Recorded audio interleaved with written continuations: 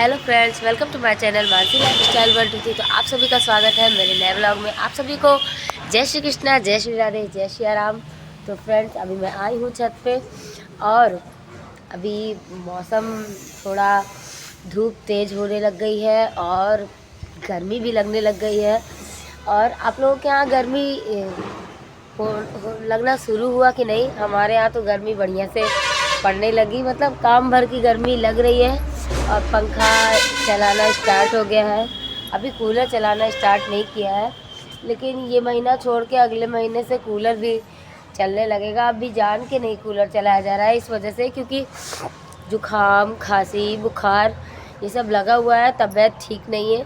इस वजह से कूलर नहीं चला रहा है। पंखा चलाने पे ही रात में थोड़ा ठंडी लगने लग जाती है जब पंखा चलाओ, और पंखा ना चलाओ तो गर्मी लगती है, तो इस वजह से पंखा चलाना पड़ जाता है। और इस समय इतना मच्छर काट रहा है फ्रेंड्स, इतना मच्छर। अब आप लोगों के यहाँ मच्छर है या नहीं, कमेंट में ज़रूर बताइएगा। और मेरे यहाँ इतने ज़्यादा मच्छर इस समय आ रहा है, इतने मच्छर कि पूछिए मत। जीना हराम किए रहते हैं, चाहे जितना आप ऑल आउट लगा लो, मॉर्टिन लगा लो, फिर भी मच्छर जाने का नाम नहीं ले रहा है। और बहुत परेशानी हो रही है मच्छर की वजह से, क्योंकि मच्छर नोच नोच के मुंह एकदम लाल कर देते हैं और खुजली होने लग जाती है मच्छर जब काटते हैं। इस समय बहुत मच्छर आ रहे हैं।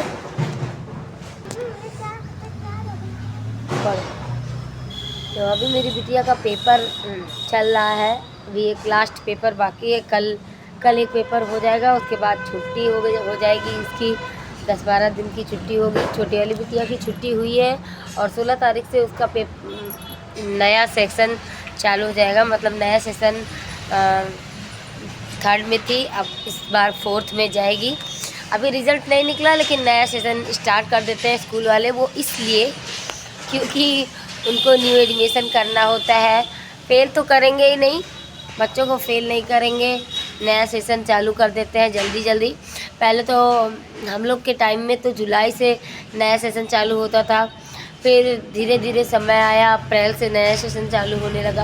और अब तो आधा मार्च के लास्ट में ही, आधा मार्च से कोई शुरू कर दे रहा है, कोई मार्च के लास्ट से ही शुरू कर दे रहा है। अब मेरी छोटी वाली बिटिया का जो स्कूल है वहाँ पे 16 मार्च से नया सेशन चालू हो रहा है। और ये जो बड़ी वाली बिटिया है इसका 28 मार्च से नया सेशन चालू हो जाएगा। तो फ्रेंड्स, अभी पढ़ाई में भी, स्कूलों में भी कंपटीशन है। सभी स्कूल एक दूसरे से स्कूल वाले कंपटीशन करते रहते हैं। उनके स्कूल में ये नहीं है, हमारे स्कूल में ये है, हमारे स्कूल में ये है, उनके स्कूल में ये नहीं है। बस यही होता रहता है। सब एक दूसरे की बराबरी करने में लगे हुए हैं, एक दूसरे को मतलब कंपटीशन देने में लगे हुए हैं कि हमारा स्कूल बहुत अच्छा, हमारा स्कूल बहुत अच्छा। मैं सोचती हूँ कि सिर्फ स्कूल की बात नहीं, हर एरिया की बात होती है। हर एरिया में कंपटीशन है। सभी डॉक्टर हैं, अब जो किसी डॉक्टर के पास जाओ तो वो दूसरे डॉक्टर की दवाई को कहता है कि इस दवाई को छोड़िए, हम दूसरी दवाई लिखते हैं। अभी सिलाई कढ़ाई वाले के यहाँ हम लोग जाते हैं सलवार सूट सिलवाने या ब्लाउज सिलाने, कुछ भी, तो वो दूसरा कोई जो सिला रहता है तो उसमें कमी ही निकाल देता है। इसका पाइपिंग सही से नहीं बना है, इसमें तुरपाई सही से नहीं हुई है, इसमें पीको नहीं किया, इंटरलॉकिंग नहीं किया, मतलब तमाम तरीके की कमियां निकाल देते हैं। तो मतलब एक दूसरे की कमियां ही लोग निकालते रहते हैं, मैं ये देखती हूँ। चाहे वो जो भी चीज़ हो, उसमें हर चीज़ में इंसान एक दूसरे की कमी ढूंढने में ही लगा रहता है।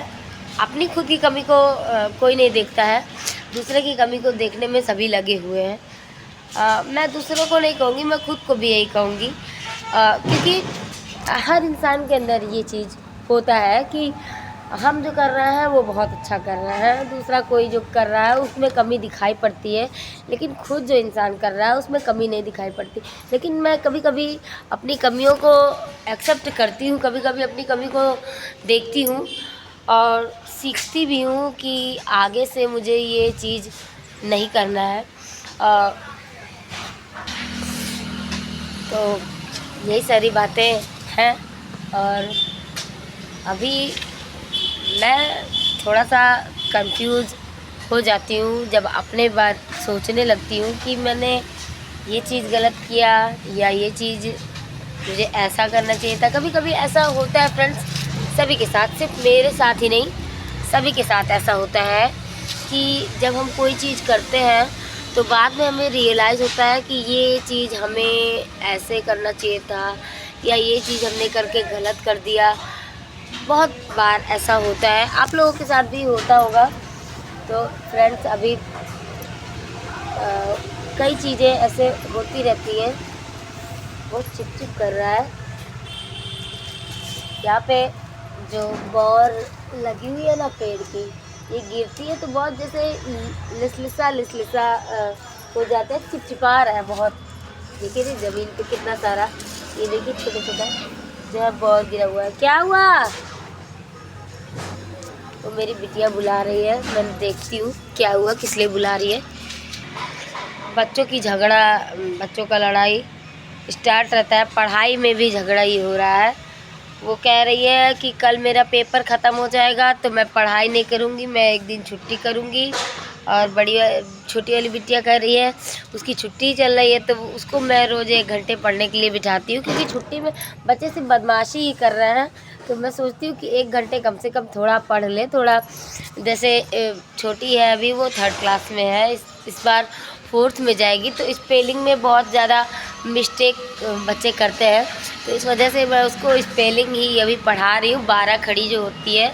तो बच्चों को पढ़ाती हूँ वो चीज़ कि मतलब उनको पता चले कि किस चीज़ की स्पेलिंग किस चीज़ से होती है। तो वो चीज़ मैं उसको अभी समझा रही हूँ, उसको पढ़ा रही हूँ।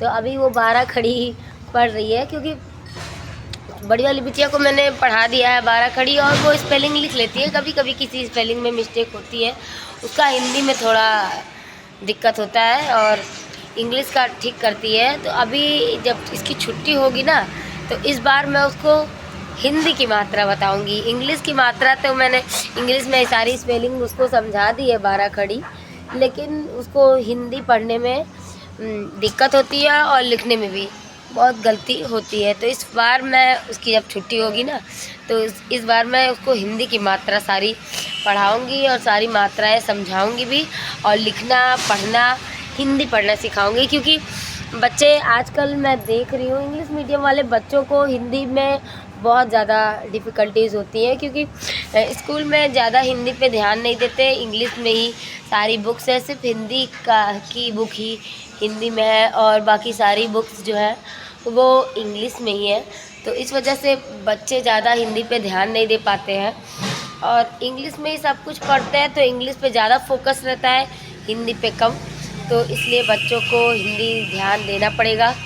और इस वजह से मैंने सोचा है कि अब जब इसकी छुट्टी होगी ना, तो इसको मैं हिंदी पढ़ाऊँगी। अभी हिंदी में गिनती भी बच्चों को ढंग से नहीं आती, 20 तक तो आती है, 20 तक 30 तक, उसके बाद 40 के बाद मिस्टेक होता है।